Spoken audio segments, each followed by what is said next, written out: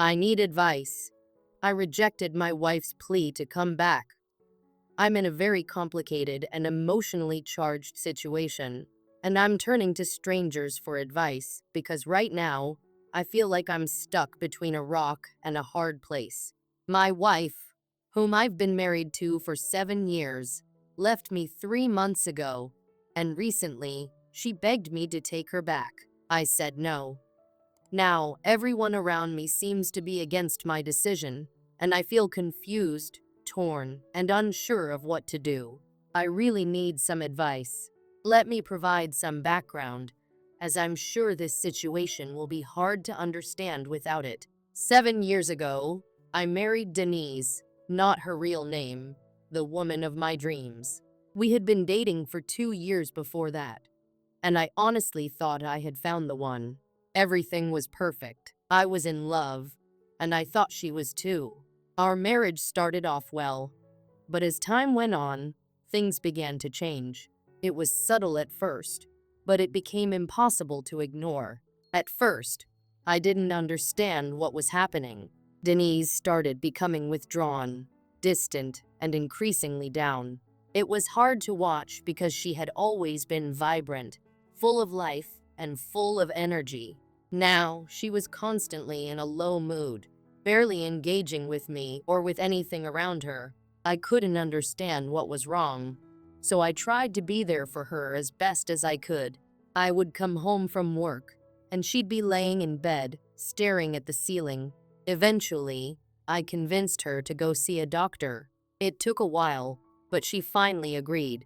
After a few appointments, we were referred to a therapist, and that's when we discovered the truth. Denise had been struggling with depression for a long time, depression related to unresolved issues from her past that she had never fully dealt with. These issues went way back, even before we started dating.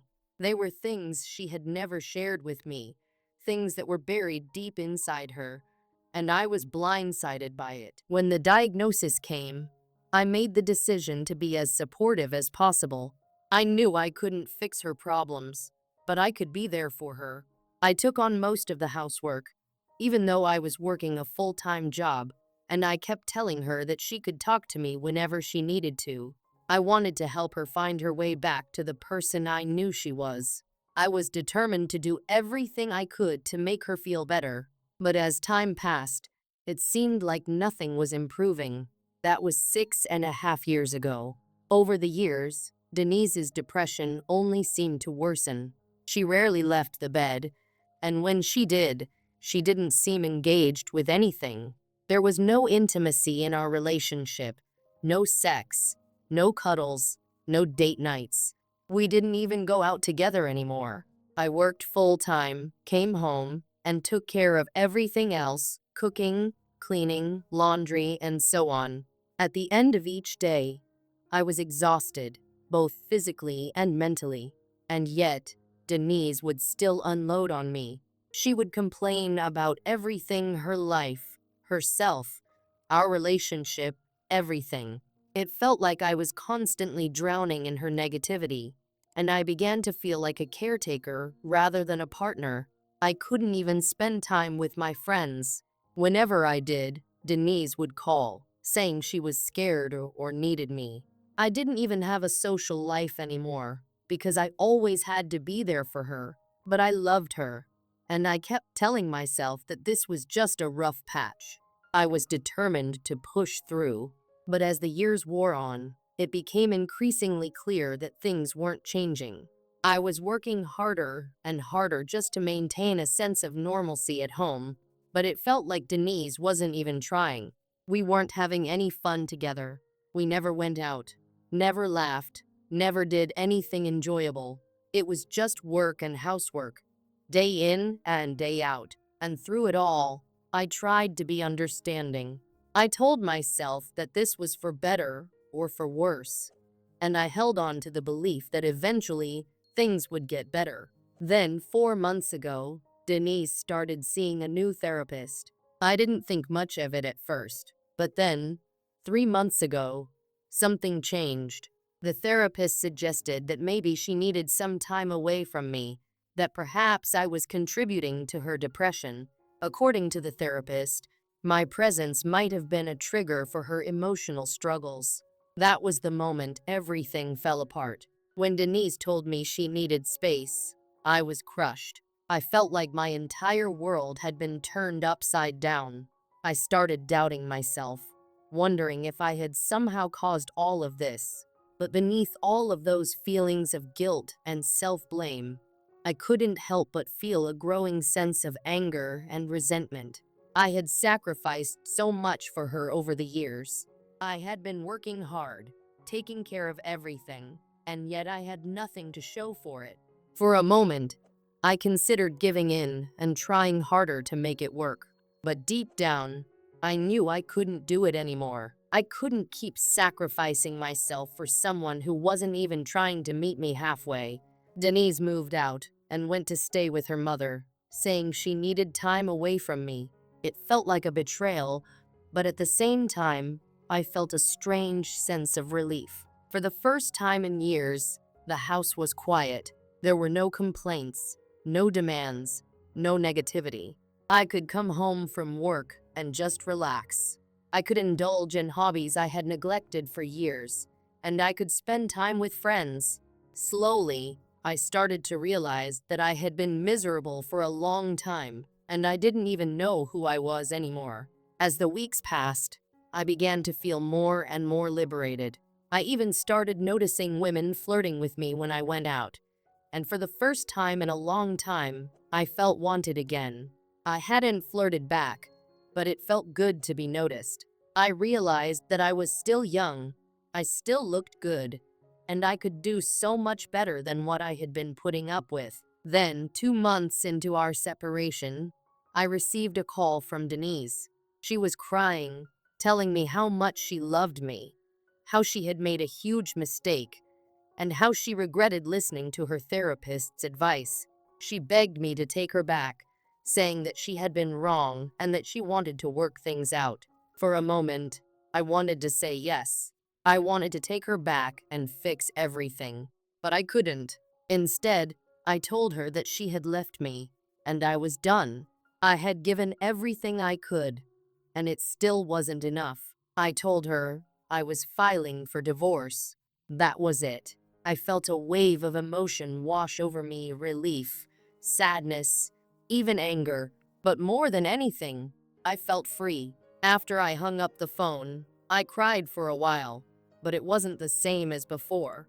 It wasn't the hopeless, empty crying I had done in the past. This time, I felt like I was finally letting go of something that had been holding me back for so long. Now, my family is telling me I'm making a huge mistake.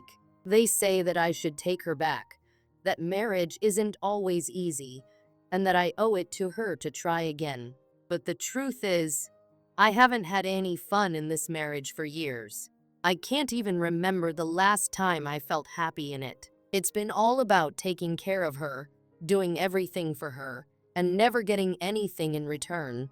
I feel like I've been living as a caretaker for someone who isn't even trying. I'd rather be alone than continue living like this. Still, I can't help but feel guilty. Am I really abandoning her when she's depressed? Should I give her another chance? I feel like a failure. I need advice. Should I stick with my decision?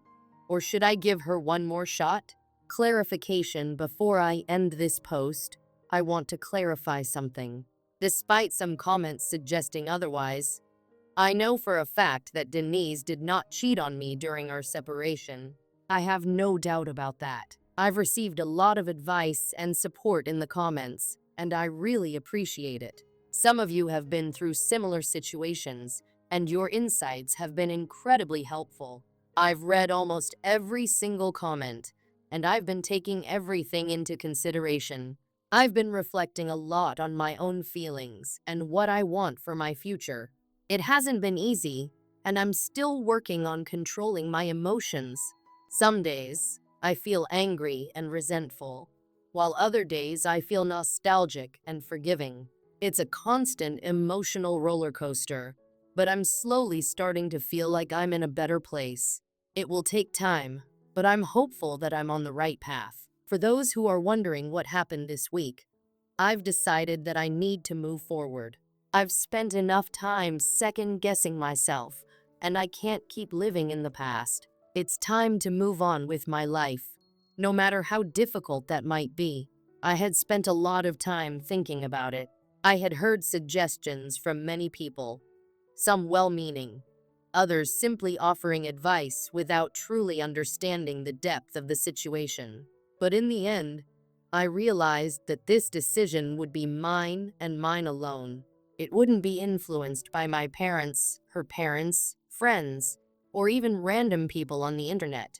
It would come down to me, because I would be the one living with it at the end of the day. It wasn't an easy decision, not by a long shot. After everything that had happened, it felt impossible to fully grasp the consequences of what taking her back might mean. But deep down, I knew I couldn't move forward without some sort of closure. Not just for her, but for me. I had to know where we stood, and so did she. I would rather have the truth, no matter how painful, than to live in a state of uncertainty, unsure of what could have been. So, I made the decision. I would talk to her. I had to, if only for my own peace of mind. 2 days ago, I invited her over to the house. It was nerve-wracking. I didn't know what I was going to say or how she would react, but I knew one thing for certain. I needed to have this conversation. I couldn't move on until I did. I needed to understand everything: our relationship, her depression, and what the future might look like for us, if there even was a future. It had been too long of just silence. Too much of me overthinking everything in my mind without ever getting any real answers. So, I decided to lay it all on the table. I can't possibly recount the entire conversation word for word because it was personal, raw, and emotional. Some things are just too intimate to share in detail, but I'll do my best to summarize the essence of what happened. It was a difficult discussion, and it took a lot of courage for both of us to even start it. We began by talking about our entire relationship. Honestly, it was one of the most uncomfortable things I've ever done. There were years of pent-up emotions and frustrations that had built up between us, and it all came spilling out in one go. I tried to remain calm, but I can't deny that I was angry. I had been hurt for so long, and I wasn't sure how to express that without sounding like I was attacking her. But I knew I had to be honest, or this conversation would mean nothing. I told her I was exhausted. I wasn't just physically tired anymore. I was emotionally drained. I said that what we had been doing, what we had tried to fix things, wasn't working. I wasn't sure if it ever had worked. We had tried counseling, medication, long talks about our future, but nothing seemed to change. I told her I felt like I was living in a one-sided relationship. That was the truth. I had spent years trying to be supportive, trying to make things work, but in the process, I felt like I was slowly losing myself. I also told her something I had never admitted before. I felt like a doormat. I had let her take advantage of me, and in doing so, I had lost sight of who I was. I was so focused on making her happy and trying to fix everything that I had neglected my own needs. I was tired of it. I was tired of feeling invisible, of constantly being the one to pick up the slack while she sat back, unable or unwilling to contribute. I told her that the woman I married wasn't the same person I was living with now. She had changed, and not for the better. I missed the woman I had fallen in love with. I couldn't hold it in anymore. It was like everything I had been bottling up for years was spilling out in one go. I said that the 3 months we had been apart had actually been liberating for me. It was the first time in a long time that I had been able to breathe without the weight of our relationship on my shoulders. And that scared me. It scared me because I wasn't sure if I even wanted to go back to the way things were. But I didn't want to live in regret either. So I pressed on. I told her I felt like she wasn't doing anything to help herself. She had stopped taking care of herself, physically and emotionally. It wasn't just about the house or our marriage. It was about her. I felt like she had given up on herself, and that hurt more than anything else. I said that a marriage is supposed to be a partnership, but it felt like I was the only one doing the heavy lifting. I was carrying all the weight, and it was breaking me. She took it all in. At first, I could see the hurt in her eyes, and I knew I had struck a nerve. But then, she started speaking, and to my surprise, she didn't try to defend herself. Instead, she admitted everything I had said. She acknowledged that she had known all along how unhappy I was, and she knew she hadn't been a partner in the relationship. She said that no matter how hard she tried, she kept failing. She would try to get better, but something always seemed to hold her back. It wasn't just about me, it was about her own struggles. She said that when she left, it wasn't just about her needing space. She felt like she had been a burden on me for so long that stepping away was for both of us, for me, so I could have a break. She admitted she went about it all wrong, that blaming the therapist was an easy way out. She didn't want to face the reality of the situation, but now, after time apart, she realized how much she had taken me for granted, how much she had hurt me.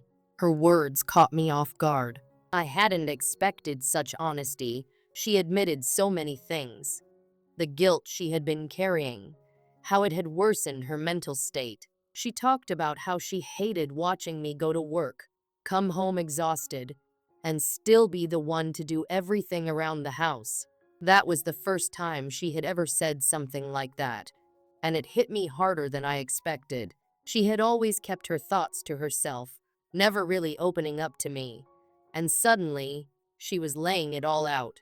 She told me that her time away had made her realize how much I meant to her.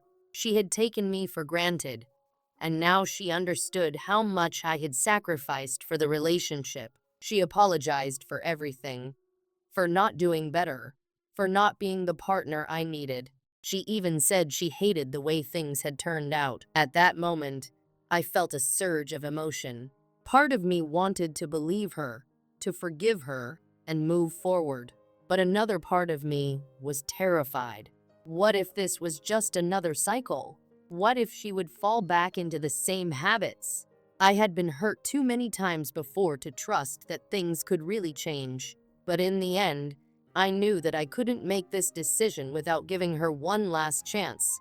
It wasn't just about saving our marriage. It was about giving her the opportunity to prove she could change, to prove that she could be the person I had once fallen in love with. So I told her I would be willing to give it a shot, but I made it clear that it wouldn't be like before. Things had to change, and I wasn't going to settle for anything less. I gave her a list of things I needed from her if we were going to move forward.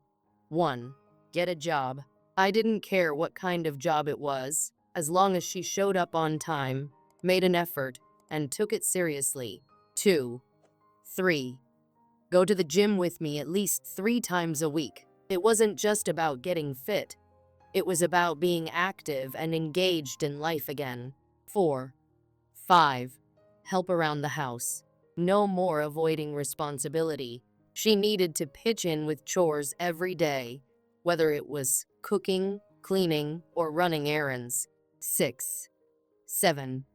Go on weekly dates. No more excuses. We needed to reconnect, and that meant putting in the effort to make time for each other. 8. 9. Couples counseling. We had tried it before, but it was clear we hadn't given it enough of a chance. We'd try again. 10. 11. See a new therapist. She needed to be honest and follow the therapist's advice. No more hiding or pretending things were fine when they weren't. 12. 13. Take her medication. No more skipping doses or making excuses. I would make sure she took her medication every day, in front of me if necessary. 14. I told her that until she was willing to do all of these things, there was no way I would even consider giving our relationship another chance. It wasn't an ultimatum, it was simply the reality of the situation. If she wanted this to work, She had to show me she was willing to put in the effort. To my surprise, she agreed, and even more surprisingly, just 2 days later, she was already helping her parents around the house and looking for jobs. Her dad said she seemed a lot more cheerful, and that gave me a glimmer of hope. I know it's still early, and there's a long road ahead. I'm not celebrating just yet, but for the first time in a long time, I feel like there's a possibility of things changing for the better. This is my last chance to make it work. And if she's willing to put in the effort, then I'm willing to give her one last chance. This wasn't the update I had planned to share, but I felt like I owed it to everyone who had given me advice. Thank you for your support and for offering your thoughts. I hope we can all find happiness, whether it's with the people we love or in our own journeys.